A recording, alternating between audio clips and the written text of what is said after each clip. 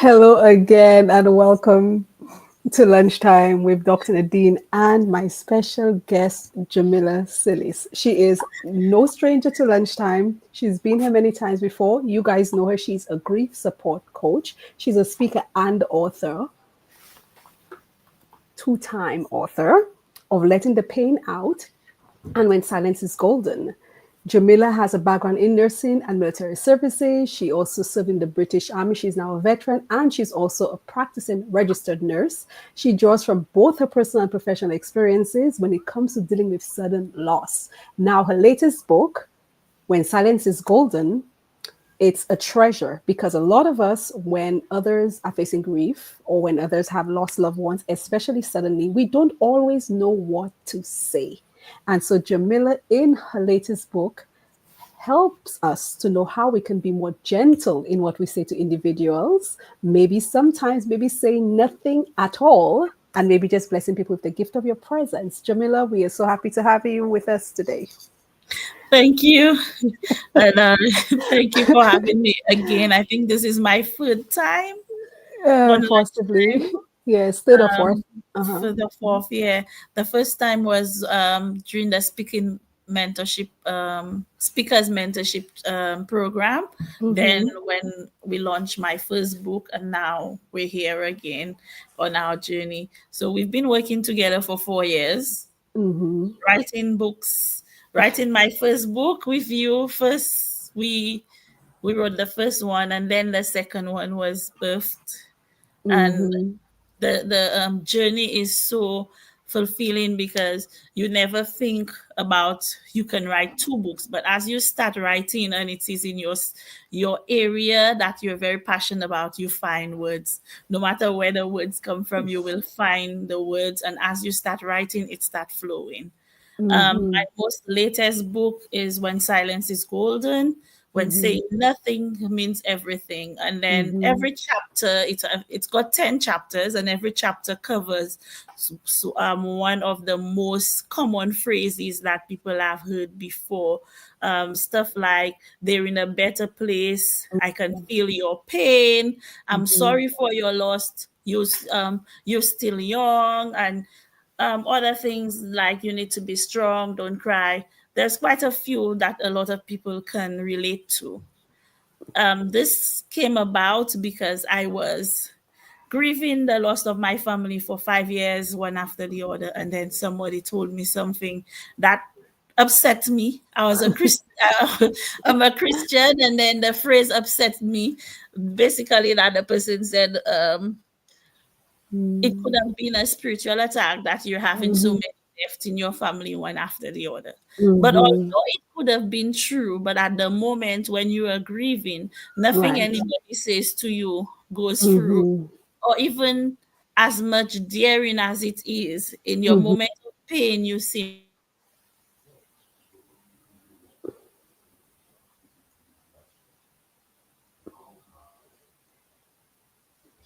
something. Yes, I think she's having a little bit of difficulty there. Technical difficulty. Let's hope the Wi-Fi comes back. And so the experience that she had with someone saying to her that her family is probably, something's probably wrong is what actually led to that book. I know she's having a little bit of technical difficulties. She's there in the islands, and the Wi Fi may be a bit spotty. So let's pray that she gets back on. She's trying to call to let me know if something is up. Let's hope and pray that she can come back in. Let me just text her back. Yes. So let's hope it works out. In the meantime, let's see. Montoya joined us from Texas. We're happy to have you here. Montoya will be our special guest on Friday. We look forward to just hearing from you, your story, your message, and see how you two will be able to empower others. In the meantime, let's see if Jermila will be able to join us again. Because I know that she's on her way to the airport and she was still trying to fit this in. and so on. So let's see what happens here. Mhm. She's able to join us back. Let's see. Cancel. So in the meantime, what you can do, maybe drop in the chat for us maybe some questions that you'd have for somebody who's been working for the past 5 years in the area of grief and loss. Maybe you have any questions as to, what do you say to individuals when they lose a loved one? What is your approach? What has been your approach in the past? Did it work? Did it not work? And maybe you might be able to help empower somebody else to be able to make a good decision when it comes to knowing what to say to individuals at such a time. As I probably mentioned earlier, I am not good with words in those moments. I am horrible with words in those moments because I don't believe that I know what could be said to anybody in such a time. Jermila is typing us here, so let's see if she's able to come back on. Oh, she said her device went off. Probably her battery died. So let's pray she can plug it in and get back here with us because I believe this is a really timely topic. I believe it's also very relevant because we're losing people. Okay. It's like we have more losses than anything else these days. And so I think knowing what to say is critical for all of us because we all know somebody who's lost someone. We're all supporting individuals. What do you say? What do you do? As I said, for me, it's just maybe I will just type a person I'm praying for you. That's the most I can really do because I know that words in moments like these are not adequate. Words do not always, probably people mean well, but it doesn't always come out well to the grieving family or to the grieving individual. And so I think we need to be very mindful. And that's why I think this conversation is critical. I hope that she can plug in and return. But in the meantime, if you've used any strategies in the past that worked, that was not offensive, or if you want to be bold enough to probably share an experience that you had that may have offended, but you learned from it, then it's also a learning process for the rest of us, right? We don't all have to make the same mistakes. But what do you do when somebody passes away? What do you when a loved one suddenly does? What do you say? And that's what really we want to talk about today. Jermila is back. Let's get her back on stage. Jermila, thank you so much. I tried to yap a little bit so we can stay on for you because I know this conversation is so important. Yeah, I I don't know what happened in the middle of the conversation. The laptop went off, so I'm now on my phone, which is a smaller device. that's But fine. We're seeing you clearly. That's all that matters. You're here with but, us right now. but Thank we you. will have to make it happen. Absolutely. I'm Yes. absolutely sorry. I think there is something that doesn't want that message to get out Have there. mercy. But Oof. Lord, we're going to touch Yes. on it anyway. Yes. So Amen. when where there's a way, there's a will. So as What I is was saying in our conversation, I think we were touching on the topic where silence is golden and why yes. that Yes. was the top How we the came to that topic because I remember we were having a conversation one day and yes. you were talking about an experience and at the time I can still remember even though it's like 5 years ago, no, 3 years ago maybe, or something like that, but when we were having the conversation you were deeply hurt by a comment that was made to you. And I'm sure now, when I hear you speak about it, you've matured. Your hurt is not there anymore the way it was back then. But in the moment, you were grieving so much that what that individual said cut so deep for you. And we were talking about your second book at the time, right? Your first book, Yes. Letting the Pain Out, was already there. And we're like, and the Holy Spirit just gave the topic like when silence is golden. Maybe sometimes you say nothing. Talk to us about the journey of writing when silence is golden. What was that like for you? Writing, the journey of writing when silence is golden is very personal because every single topic I could relate to it. So Mm-hmm. with every single topic as I could relate, I try to entwine my my own personal experience into Mm-hmm. each individual chapters, when Mm-hmm. so that it can feel more at home and people can really see themselves in the situation.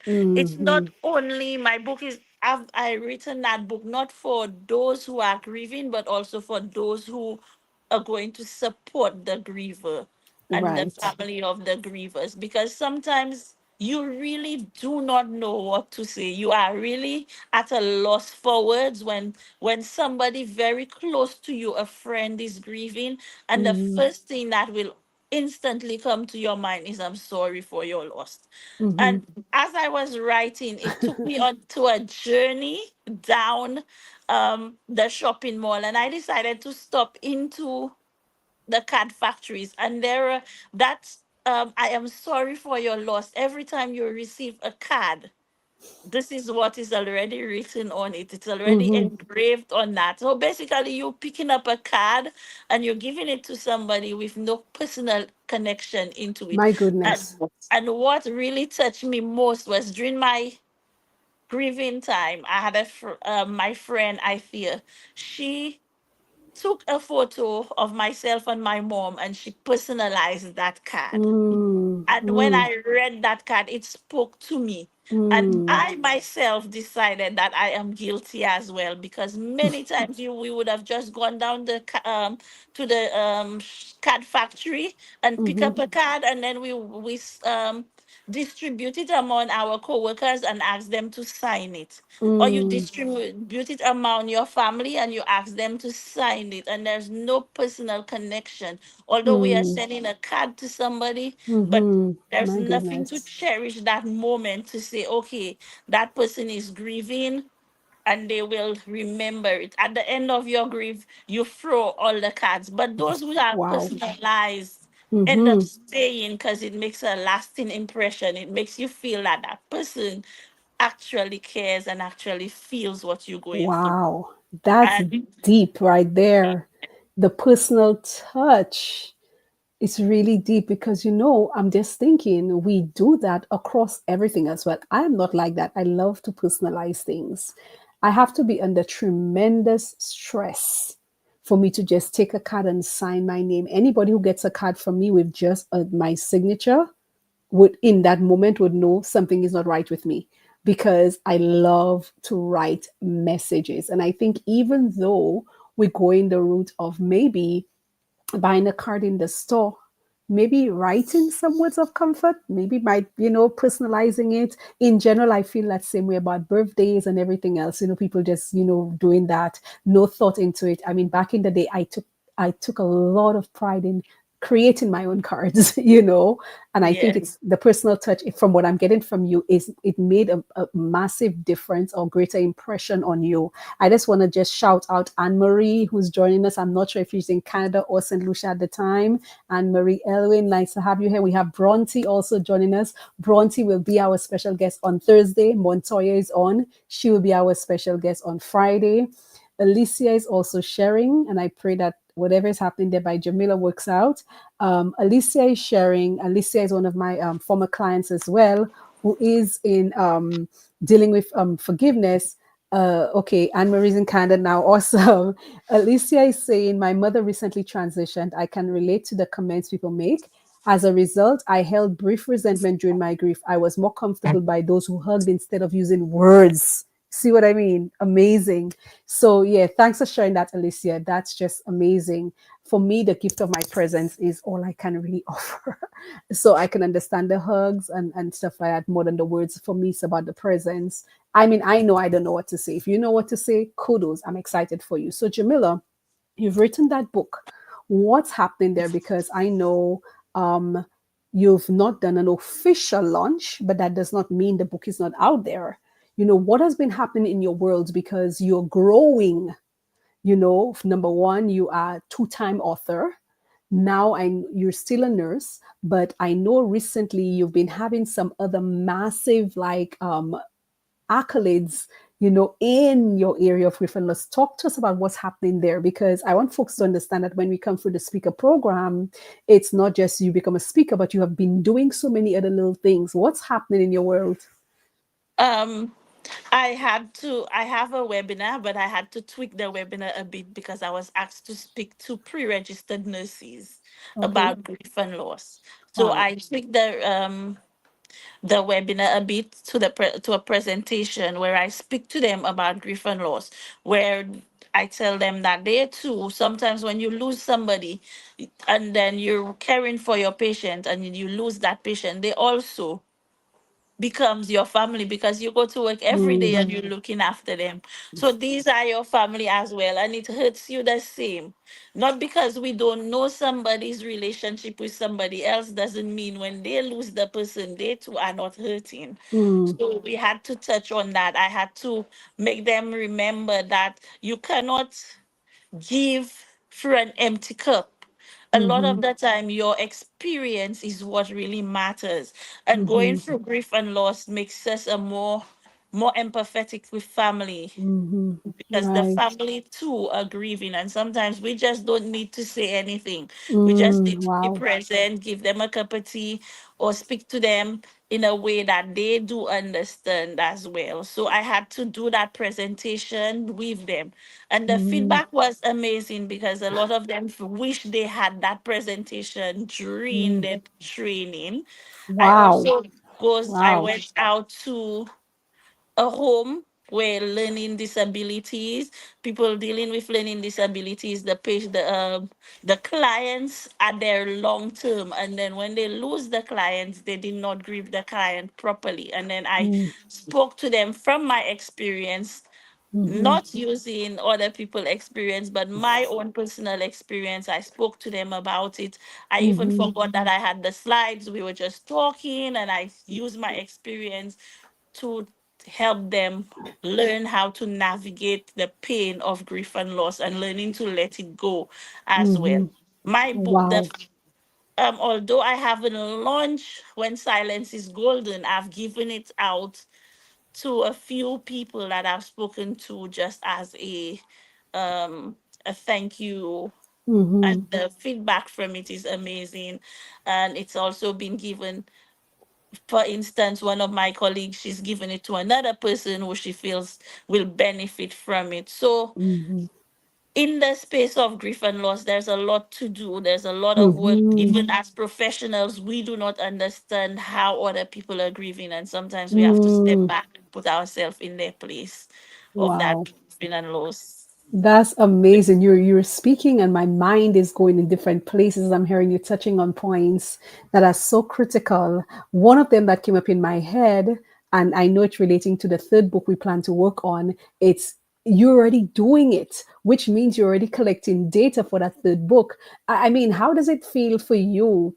You know, you're from the small island of St. Lucia, never thought about being a speaker, never thought about being an author. And not only are you a speaker and an author, but now you have the opportunity to speak to professionals. I remember when you had one of your presentations, it wasn't just nurses, you had doctors attending your presentation. Um, and I remember you sending me snapshots of even I think you got some achievement or some recognition for that. And I mean, how does it feel for you, you know, a small island girl, um, being able to have the opportunity to impact health professionals? And we're going after that, we're going to talk about that third book that we're going to work on. But how does it feel for you, you know, Jermila Sealy, you know, from the island of St. Lucia, Viewfort to be exact, to be speaking to doctors and nurses about handling grief and loss and how to also support clients or patients who lose loved ones. Be It's an amazing experience, to be honest, Mm-hmm. because a lot of the time people see the uniform and not the Mm-hmm. person behind the uniform. Mm, A lot of the time we seems to forget that when somebody walks through that door, they mm-hmm. also have relatives, they also have their own family, they also have their own personal life that we haven't taken the time to know about. Mm, And a lot of the time they've lost family members, but we from the day we hear about it, that's the only time we seems to check in with them. mm, And sometimes you don't check in with that person again. And for months you never check in with that person. And mm, sometimes people feel lonely in their grief. Mm-hmm. as well. And then it was a real eye opening to know that when you're going through it, there's no support there. There's nobody who's Mm. actually checking in with you and everything. Wow. I have my close friends who checked in with me, but it's not all the time that you'll be on the same shift with those close friends. So a lot of the time we Right. need to step out of the uniform and see the people inside those uniforms. Because if My you strip goodness. the uniform out of those persons, if we could have seen like if we had an X-ray vision of everybody's hat and we could see what they were going through, we would be Mm-hmm. amazed at how much people are carrying. So that's just my working with them is just a way Mm-hmm. of helping, and it's also a way of you also still healing. The more you speak about your experience, the more you heal. You get to the Mm-hmm. Mm-hmm. point, there's a Mm-hmm. point where when you speak about it for the first time, it's painful. Then as you keep talking, the load gets lighter. So Mm-hmm. as you talk, as you share with others, you yourself are healing, and they too are healing from your experience, because a lot of Awesome. people can relate through the very Mm. same things that we are going through.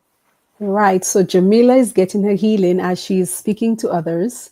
Now, as she's speaking to health professionals, the goal is, from what I'm understanding, is to help them know how to deal with grief as a health professional, although that's the third book really coming, but it's Yeah. to support families of those who are losing.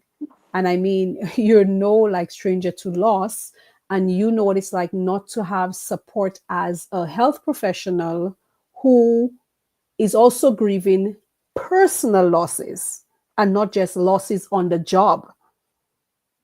And Yeah. so health professionals, doctors, nurses, other persons in those fields are having to deal with clients and patients and other folks, I guess, losing. And then you want to maybe sometimes as a health professional may want to offer a word of comfort, may want to say something to the family members. And so I guess even in that space, you're saying that we need to be very mindful, not just on a personal level, but also on a professional level. Did you address any of that in When Silence is Golden, or is that something we leave for the next book? Even though I worked with you on it, I don't remember all of the details. I remember we going through all of the phrases that we're addressing, but I don't remember if we address the health professionals or if that's the third book we're going to work on. A little Okay. bit towards the ending, because Okay. the ending is always where you leave the little details where others will want to get to the The other next book. one. Okay. You learn. You're a very good student, huh? Yeah, so I Awesome. kind of it's in there, it's just a little teaser in there, but it's also an introduction to when the next book is going to become available. So Awesome. that will leave Mm. the reader wanting more, wanting to Okay. know You sound what's like, next. girl, listen. I am so amazed. I'm blessed. I'm excited to just see how God continues to just use you and just expand your territory. I know now you're enrolled in a master's degree program. I mean, God has been doing amazing things. What's next for you, or what's the next level? I know we talk about that third book. I know talk to us about what's next, because God is expanding your territory. Obviously, not only are you now a speaker, now you're a two-time author, now you're presenting to different, health like organizations, to their different staff and so on. What is your vision, or what vision has God given you in terms of what's next for you? Um, what's next is I want to see myself probably in a more coaching role when it Okay. comes to grief and loss. More Mm-hmm. coaching role. I've got my website. Probably the next thing is to build a course where people can go into the website. Doesn't really have to interact with me, but they can download the course materials and do Mm-hmm. those questionnaires and stuff, and help themselves there. And little, it's a lot, but little by little, I think it will get there. I will get there. It Because you did a takes. lot in 4 years. I mean, you have a lead magnet, you have a standing webinar, you have two books, you have an expanding speaking platform. That's a lot in 4 years. And Yeah. so, and now you're doing your master's degree as well. Is it any way connected to your speaking profession and so on? Not entirely. No, Okay. not entirely, but learning. I think the module that I'm doing now is called my mentoring and coaching. Okay. So that's a module that I'm doing, but we're doing modules at a time because it's just a master's program. So you're building credit so that you can get your master's into the profession. Awesome Yeah. sauce. So, Jamila, we're excited that you took the time. I know we had a few glitches from the beginning that nobody even knew about, but then we had a glitch with, your computer going off, but you came back on your phone, and we really appreciate that.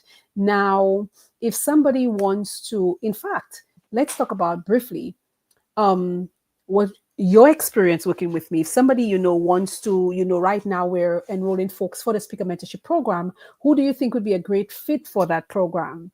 you know yeah. Um, any and everybody who has a burning desire, who has a message on their heart that they want the world to know. They want everybody Okay. to know, or you have something, you're already working on something, but you don't have the clarity about it, and you're not clear how to bring it out into the public domain. So I would say anybody who's already thinking that, oh yeah, I've got a story to tell, but I don't know how to start. I will I'll encourage them to start with the speaker mentorship program first, Hmm. because that program gives you a base for everything. So once you do the speaker mentorship program, you have a base for your books, because from that program we were told, do not get rid of anything that we've written. Keep it somewhere. Everything is content. So Yes. keep it on the side until a lot of the stuff I had to revisit it because it was content to put in my book. So you Hmm. need to start with the program to give you a better clarity of your vision. It helps you to um to know your audience Hmm. um, as well. So Hmm. therefore, you will know your target audience. You will, and also in the group, we entered as strangers and we left as lasting sisters, and we're friends up to this day. So Awesome. you have a team that will hold you accountable. Um, with that program, everybody holds each other accountable, and especially you, Dr. Collins, will hold us accountable. She holds your hand step by step through every journey. Through the journey, she will be very supportive mentor, coach to have. And Yeah. from there, you will do your books, and then you can move on, because we started at the speaker mentorship not knowing that we would have become authors. Imagine it. That's what I was thinking. I mean, in fact, when you and I spoke 4 years, something years ago, almost 5 years, I'm I'm not sure either of us would have imagined that this is where you'd have ended up. But look at how God has led, and this is amazing.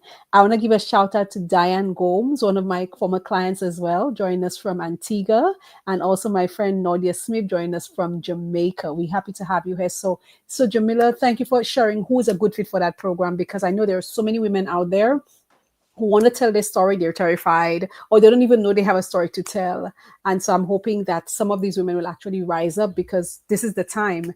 Now, Jamila, if folks want to reach out to you to have you speak at the church, to have you speak at the organization, it could be maybe a nursing home staff, it could be some health professional, organization. If they're reaching out to you, and also if they need to get their hands on your books, are your books on Amazon?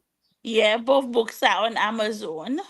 You can Okay, search the titles and you will find them. Both of them are there. Or you search awesome. my name and they will come up. Right. So one of the things we could do later on is to put your link to your Amazon Central page so that folks can easily access it. Number one. Number two, if they want to reach out to you to speak, where can they find you? They can drop me an email at j.sealys@gmail.com. Dot Okay. com. Yeah. All right. So there's her email address. This is prolific writer Jermila Sealy. She's a speaker, author, nurse practitioner, former Army veteran. And Jermila is a living testimony that anything is possible. This Yeah. is a young lady who never had the dream of becoming an author or a speaker, and there she is, and God is using her. Jamila, do you have any final words for those who are listening in with us from wherever? Any final words that you want to share with them? Well, our motto from our Okay, a little technical difficulty there, but she'll join us with these last words, and when she after her last words, then we're going to go our off. motto was do it afraid. Yes, So ma'am. do it afraid. And there is no story that the world is not ready to hear. You might Wow, think it's rubbish, but the world is there is somebody that will heal from that story that you keep into yourself. Because many things that's you find that powerful. we are not the only one who's gone through it. Mm, Yeah. that's powerful. You might. So There's I no want to say story. yeah. I want to say thank you for having me because I've got to run. Yes, so safe flight. And again, thank you for making the time to be with us today. Thank you for those of you who are joining us live. We look forward to seeing you on Thursday, where we have our guest, Bronte, who will be joining us. Bronte is also an author. Well, she'll become a first time author. We just submitted her manuscript to the designer yesterday. And so, Jamila, thank you so much for making the time to be here. Thank you for being such an inspiration of anything being possible if you just take the first step, not just if you believe, but if you actually take the first step, which is really what faith is about. And you are an example. You personify what it is to just doing to what it is to do it afraid. And so we thank you. We also wish you safe flight back home to the UK, and we look forward to hearing more about what God is doing for you and with you in the future. Thank you again for being with Thank us you. today. Yeah, yeah. Bye bye. Bye Bye. bye.